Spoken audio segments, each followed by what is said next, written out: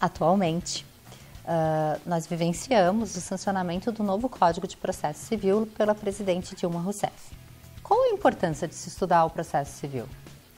O processo civil ele é importante porque ele é um instrumento que vai viabilizar a aplicação do direito material. Então, essas alterações pontuais, muito embora se diga que se trate praticamente de um código novo, as alterações são pontuais, porque velhos institutos foram mantidos, ela buscou, sobretudo, equalizar a paridade de armas entre os litigantes do processo, além de ter como maior objetivo agilizar os julgamentos.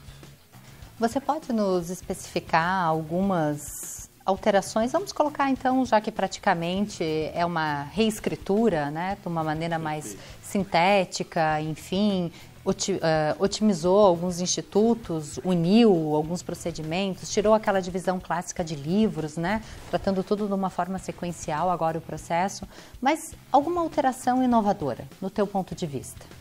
As alterações são várias. Institutos novos foram criados, institutos antigos foram extintos. O código antigo era de 73 e o novo código procura, como eu disse, dar agilidade ao processo. Ele trouxe para dentro do código algumas aplicações práticas que doutrina e jurisprudência já haviam viabilizado.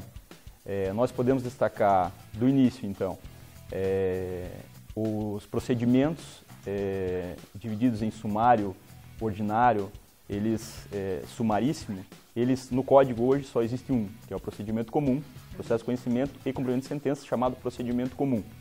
Os outros procedimentos antigos, eles deixam de existir, com exceção daqueles que são previstos em leis especiais, como o juizado especial, procedimento sumaríssimo, né? Seria uma alteração bem importante. Uma segunda alteração é a obrigatoriedade do magistrado fazer a audiência de conciliação prévia antes de qualquer ato do processo. Ou seja, a audiência de conciliação ela é obrigatória, após a audiência conciliatória é feita a citação. Ou a citação é anterior, mas o prazo de contestação é posterior à audiência conciliatória. Então isso é obrigatório, há algumas exceções no código, quando, por convenção das partes, elas resolverem abrir mão disso, mas passa a ser um procedimento obrigatório. Outra questão dos honorários do advogado, questão discutida antigamente, hoje o código ele traz textualmente que os honorários pertencem ao advogado. Né? Traz os parâmetros que serão fixados, né, que o juiz deve observar, a questão do honorário como obrigação alimentar, né, que, então vai ter preferência no pagamento. Interessante. Muito interessante para a classe. Outra questão, a questão dos prazos, né? Os prazos eles não só se contam em dias úteis, não se contam mais finais de semana e feriados.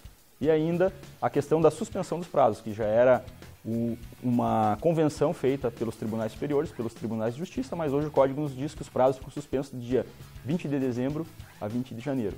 Então institui realmente as férias forenses. As férias forenses, né, que era um anseio antigo da classe, né, a OAB há muito tempo pleiteava isso, né, nada mais justo então que os advogados tenham esse período em que os prazos ficam suspensos. Né. Temos também a questão das tutelas, né, tutela antecipada, e que deixa de existir da forma como ela estava prevista e passam então entram em cena a tutela de urgência e a tutela de evidência, que são conceitos trazidos da doutrina e da jurisprudência para dentro do Código de Processo Civil. Ou seja, há uma adequação de conceitos. Né? E uma supressão do livro 4 também, de Exato. todo o processo cautelar. Exato. O Código de 73, por ele ser um código antigo e ter sofrido emendas, né, no decorrer de sua vigência, ele misturava um pouco os institutos. Então o Código veio para deixar claro a questão das tutelas. E doutor Fabrício, né, eu acho que uma das questões latentes que sempre é dentro do Código é a questão recursal, porque os recursos são infinitos no nosso sistema e a gente sabe que eles atravancam, né, e acabam ocorrendo a morosidade do processo em razão dos inúmeros recursos que se sobrepõem, tanto no juízo ACO quanto no juízo ADQUEM. Há alguma alteração aí que vá resolver um pouco deste problema?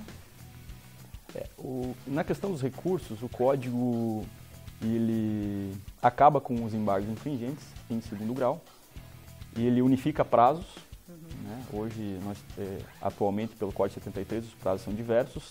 Com o código que vai entrar em vigor no ano que vem, nós temos, então, prazos apenas de 15 e 5 dias. Embargo de declaração, 5 dias, demais recursos, 15 dias. E continuamos com a regra do efeito suspensivo do recurso, com exceções nominadas. A questão se isso vai acabar com a morosidade é uma pergunta difícil de responder. É só na prática que nós vamos verificar. Sim. E bem, e o que você considera para todos os operadores do direito este momento, né? Porque nós sabemos que nós temos uma vacância e este código vai entrar em vigor apenas efetivamente o ano que vem. Então, qual a importância do operador em se atualizar neste conceito? Nos conceitos gerais, embora, né, a gente já esteja acompanhando o movimento, lendo artigos, assistindo algumas palestras que por vezes surgem, de que não há muita alteração, mas na nossa breve conversa já podemos perceber que algumas alterações, sim, né, são cruciais. De fato, né, o estudo do Código de Processo Civil é de suma importância, né? É a ferramenta, como eu disse no início, que vai efetivar o direito material. Então, todos nós, operadores do direito, nós temos que procurar entender esses institutos ou essa nova dinâmica de transcurso do processo, porque, muito embora as alterações sejam pontuais, existem novidades no bojo do Código que poderão revolucionar o Código de Processo Civil. Qual? Distribuição dinâmica do ônus da prova. É um instituto que vai ter que ser estudado, de que forma o juiz pode redistribuir o ônus da prova, em que situação. O Código nos esclarece, mas ele não nos dá todas as possibilidades. Então, isso é um estudo acadêmico que vai definir, um estudo jurisprudencial de casos concretos. E não é só isso, né? Tem a questão também da própria audiência, né? Uma alteração importante para os advogados seria a parte de inquirição de testemunhas. Hoje o juiz pergunta às testemunhas e o advogado pergunta ao juiz, o juiz repergunta a testemunha. Com o novo código passa a perguntar diretamente. Acaba o sistema presidencialista. Exatamente. Né? Então temos várias alterações importantes que com o decorrer da entrada em vigor do código com aplicação prática que nós então iremos definir o alcance delas, mas o estudo acadêmico anterior ele vai ser essencial. Então, por isso, uma pós-graduação visando o novo Código de Processo Civil é de suma importância para todos os operadores do direito. Por isso, venha conosco e faça a sua inscrição na especialização em Direito Civil e Processual Civil.